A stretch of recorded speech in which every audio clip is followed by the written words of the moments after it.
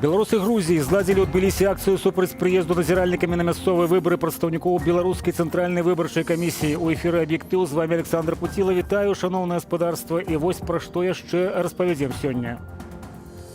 Вызваленне ці перавод на хімію, каго і з якой мэтай? Каго з якой мэтай павінаваў Лукашенка? Масштабная амністыя была дрэнным сігналам для беларускага грамадства. Яны пачулі некі подых лібералізацыі, гуманізму і малі б гэта неправільна ўспрыняць і маглі б зноў выйсці на вуліцу. Беларускія ўцекачы затрыманыя ва ўкраіне. Ці пагражае ім экстрадыцыя? Супрацы напростую паміж украінскай уладай і рэжымам Лукашэнкі няма, але мы ведаем, што паводле афіцыйных звестак 16 чалавек было выдадзена з Украіны ў Беларусь. Чэргі ў паліклініках і новы рэкорд смяротнасці ад коронавірусу. Ці справіцца айчынная медычная сістэма? Наше государство делает только одно – это готовит койко-места, то есть коечный фонд. Добрый вечер, шановные аматоры навінаў. 13 асобаў, пераважна асуджаных на 1,5 і 2 гады, так званой хіміі. Праваабаронцы вясны назвалі імёны ўсіх палізняволеных, памілаваных указам Лукашэнкі. Што праўда, маштабнай акцыі да Дня народнага адзінства анансавалі вызваленне сотні вязняў. Гэтак і не адбылося. Чаму і каго вызвалілі, распавядзе Ірына Карніенка.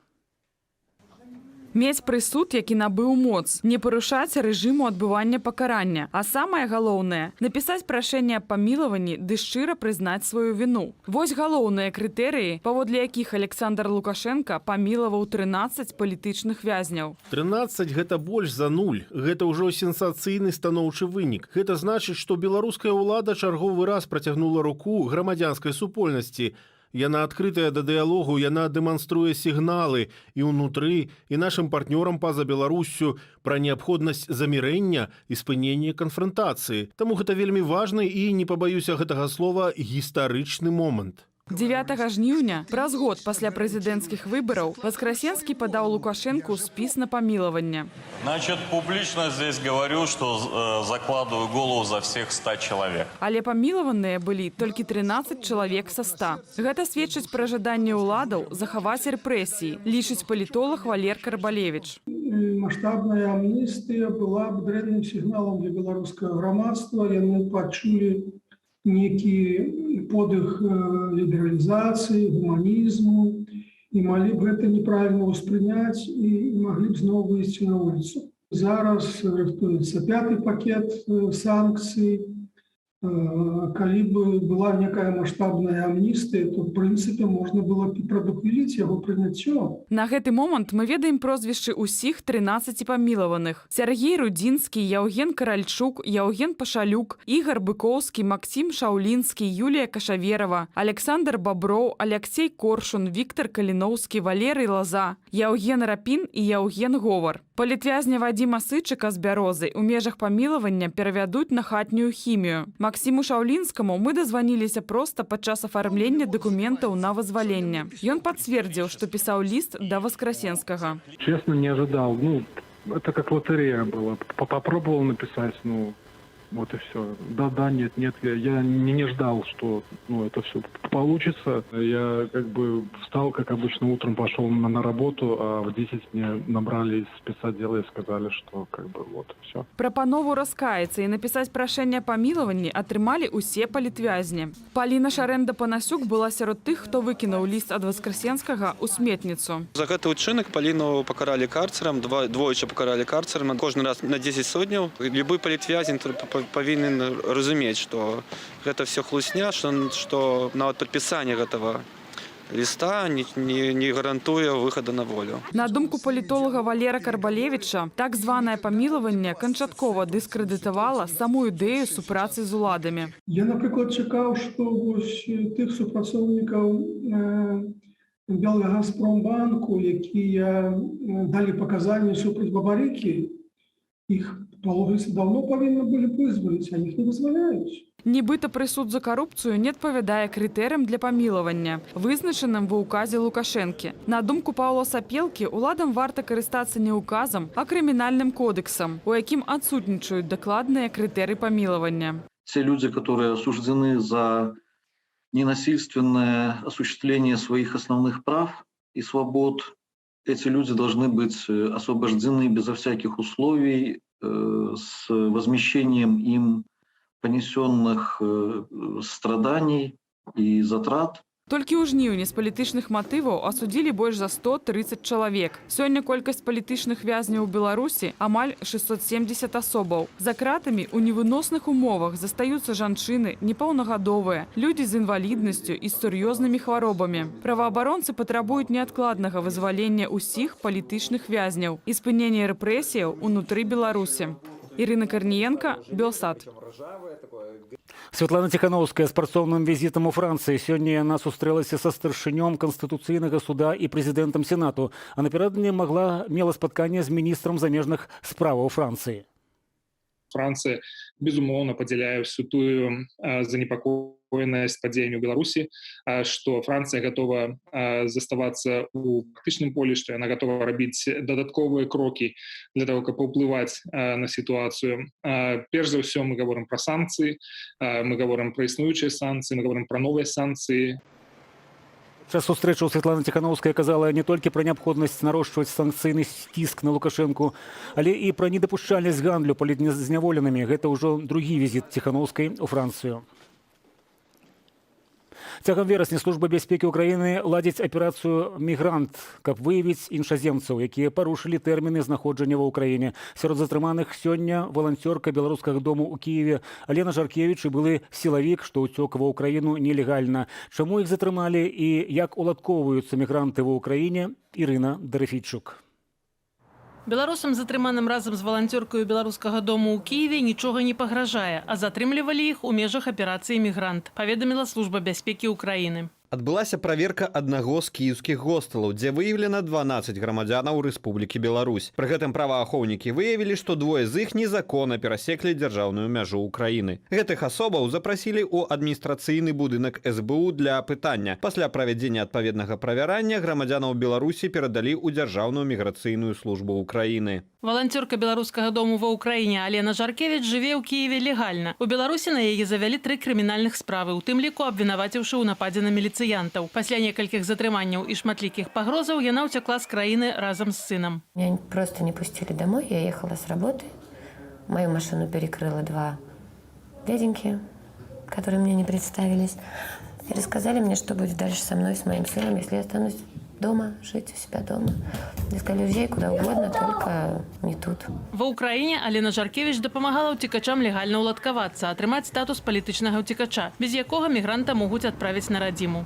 Співпраці прямої між українською владою і білоруським. Супрацы наўпростаю паміж украінскай уладай і рэжымам Лукашэнкі няма, але мы ведаем, што паводле афіцыйных звестак 16 чалавек было выдадзена з Украіны ў Беларусь у першую палову гэтага года. Мы не ведаем, на якой падставе і хто гэтыя людзі, а таксама мы ведаем, што была прынамсі адна спроба выдаць у Беларусь асобу, якой там пагражаў пераслед за палітычных меркаванняў. Украінскія ўлады зрабілі некалькі крокаў, каб палепшыць перабыванне беларусаў ва ўкраіне, але пераважна гэта датычыць адмыслоўцаў у пэўных галінах эканомікі, перадусім айцішнікаў. Палітычным жа ўцекачам падаць дакументы на прытулак дапамагаюць недзяржаўныя арганізацыі. Це варто зробити і тим, хто... Гэта варта зрабіць і тым, хто легальна прыехаў ва ўкраіну, і тым, хто быў змушаны перасекшы мяжу па-за пунктамі пропуску, таму што працэдура разгляду прашэння пра надаванне статусу ўцекача адзіная працэдура, якая юрыдычна абараняе дэпартацыі і экстрадыцыі.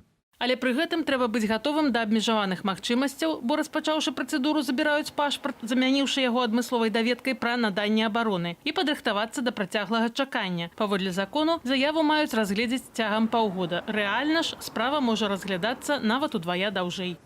Ірына Дарафійчук, Белсат.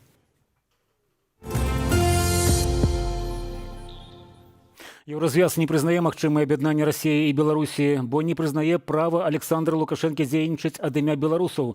Сёння Еўрапарламент прыняў хіба што самую жорсткую рэзалюцыю ў расійскім пытанні. Выбары ў Дзяржаўную думу будуць непрызнаныя, калі пройдуць з парушэннямі, а Владзімір Пуцін будзе нелегітымным у любым выпадку, калі паспрабуе застацца пры ўладзе праз 3 гады. Пад раздачу трапіў Александр Лукашенко. Ярослаў Сцешык распавядзе падрабязней. Рэжым Уладзіміра Пуціна – гэта аўтарытарная клептакратыя з пажыццёвым прэзідэнтам у акружэнні алігархаў. Таму сённяшняя Расія – найвялікшая пагроза бяспецы аб'яднанай Еўропы. Такую рэзалюцыю сёння прыняў Еўрапарламент, а значыць, з такога курсу цяпер будуць трымацца Еўрапейская рада, Еўракамісія і агулам увесь еўразвяз. Мы выразна адрозніваем, што такое крымінальны рэжым і што такое расійскі народ і расійскае грамадства, якія сталі першымі ахвярамі гэтага рэжыму. Мы вельмі крытычна ставімся да рэжыму Пуціна і вельмі пазітыўна, аптымістычна бачым будучыню расійскага грамадства.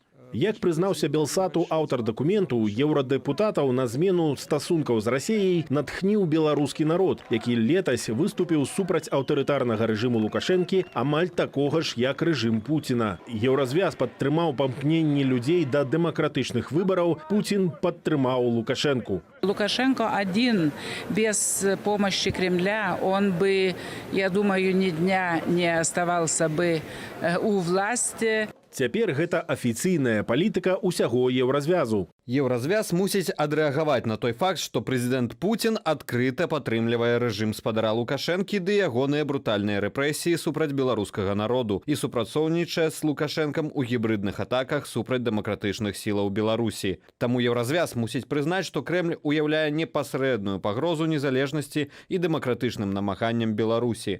Еўразвяз афіцыйна прызнаў, што Крэмль удзельнічае ў гібрыдных памежных атаках Лукашэнкі. Літва цяпер будуе 100-кіламетровы бар'ер з калючага дроту на мяжы з Беларуссю, каб супрацьстаяць арганізаванай у Менску масавай нелегальнай міграцыі. А Польшча толькі за мінулую ноч перадухіліла больш за 300 спробаў нелегальнага перасячэння мяжы. Еўразвяз мусіць выкрыць датычнасць Расіі да гібрыдных дзеянняў рэжыму Лукашэнкі супраць еўразвязу, у тым ліку выкарыстання мігрантаў у якасці інструменту дэстабілізацыі Захаду і ўскласці на Крэмль адказнасць за такія варожыя і варварскія дзеянні.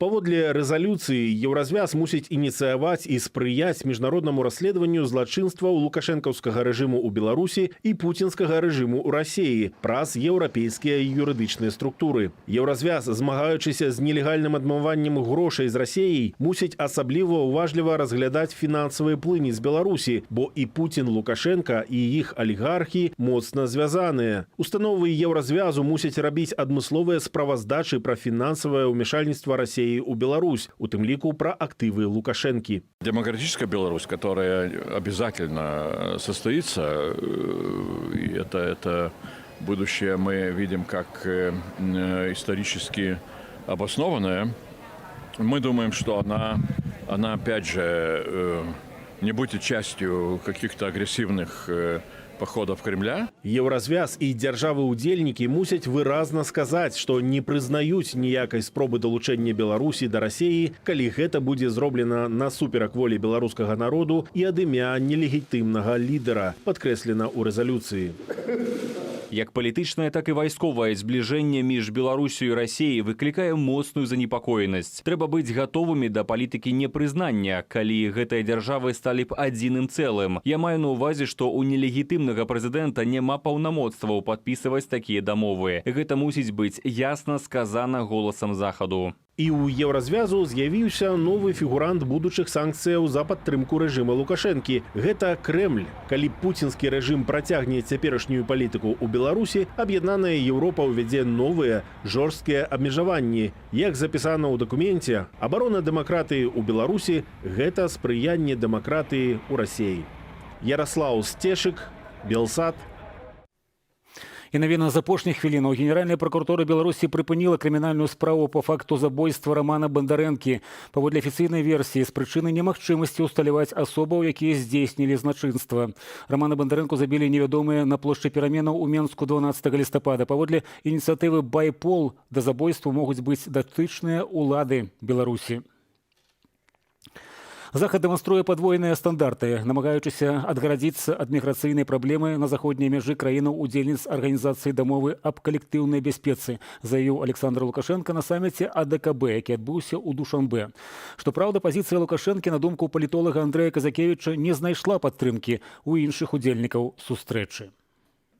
Никакого серьезного, скажем так, отклика ни в документах, ни в обсуждениях это не имело. Ну, понятно, что все равно, конечно, вынуждены выслушать Александра Лукашенко, но как-то не было видно, что кто-то вообще озабочен этим, да, и видит в этом именно угрозу ОДКБ. Больш значнай праблемай для краіны-удзельніц АДКБ з'яўляецца прыход баевікоў руху Талібан да ўладу ў Афганістане. Кіраўнікі краінаў АДКБ вырашылі прыняць дадатковыя захады на таджикска-афганскай мяжы і правесці ў Таджикістане некалькі маштабных вучэнняў. Удзельнікі саміту заявілі аб недапушчальнасці размяшчэння афганскіх уцекачоў і вайскоўцаў на сваёй тэрыторыі. Міністэрства аховы здароўя па выніках праверкі забараніла 2 прыватным медыцынскім цэнтрам праводзіць тэсты на COVID-19 у разгар 4-й хвалі распаўсюду каронавіруснай інфекцыі. Іх не называюць. Тым часам у дзіцячых паліклініках назіраецца небывалы ажыятаж наведвальнікаў, але ці толькі прычына ў неспрыяльнай пандэмічнай сітуацыі, даведалася Марыля Дакуцька. Фотаздымкі паліклінік з небывалымі чэргамі бацькоў з дзецьмі літаральна запоўнілі інтэрнэт. Людзі па паўдня чакаюць прыёму дактароў у калідорах і на вуліцы. Шукаючы тлумачэння, Белсад датэлефанаваўся ў Менскую дзіцячую паліклініку нумар 16. По телефону комментариев давать я не буду. Ситуация находится в любом случае под контролем. Паводле інфармацыі рэсурсаў Еўрарадыё FM і Зеркала.io, прычынаў для ажыятажу ў медычных установах можа быць некалькі. Планавыя медагляды школьнікаў, сезонныя хваробы ды патрабаванні некаторых школаў меддаведку ад лекараў для важкай прычыны пропуску заняткаў. Учитывая, что начало учебного года и, в принципе, осень – это, как сказать, плановые медкомиссии, то есть, в принципе, идет большой наплыв в поликлинике, для того, чтобы кому-то просто подписать справку о том, что он здоров, а кому-то просто прийти на прием, потому что он болен на самом деле. 14 верасня Міністэрства аховы здароўя заявіла пра разгар 4-й хвалі каранавіруснай інфекцыі ў Беларусі. Сёння зафіксавала рэкорд смяротнасці – 13 чалавек. Новых выпадкаў захворвання амаль 2000. Наше государство делает только одно – это готовит койко-места, то есть коечный фонд. Они либо разворачивают новые койки, либо готовят какие-то больницы для перепрофилирования, для приема коронавирусных пациентов. Тым часам Сусветная арганізацыя здароўя прыпыніла ухваленне расійскай вакцыны «Спутник В», якім прышчэпліваюцца ў Беларусі, пакуль не пацвердзіцца адпаведнасць стандартам вытворчых практык. У час праверкі адной з фабрык, якая з'яўляецца часткай вытворчасці спутніка В, выявілася, што яна не адпавядае новай практыцы вытворчасці. На думку Ростислава Савіцкага, у пытаннях вакцынацыі спутнікам афіцыйныя ўлады наўрад ці будуць зважаць на рэкамендацыі Сусветнай арганізацыі здароўя. Каб не захварэць, лекар нагадвае, як важна прытрымлівацца правілаў прафілактыкі, захоўваць бяспечную дыстанцыю, мыць рукі ды насіць маску ў грамадскім месцы. Марыля Дакуцька, Белсад. У Беларусь прыходзіць сапраўдная восень з дажджамі і пахаладаннем. Метэаролагі пацвярджаюць, заўтра ў Менску і іншых раёнах краіны чакаюцца моцныя залевы, аб'яўлены памаранчавы ўзровень небяспекі. Ужо зараз кадры апошняга, бадай самага цёплага сёлета дня беларускай сталіцы.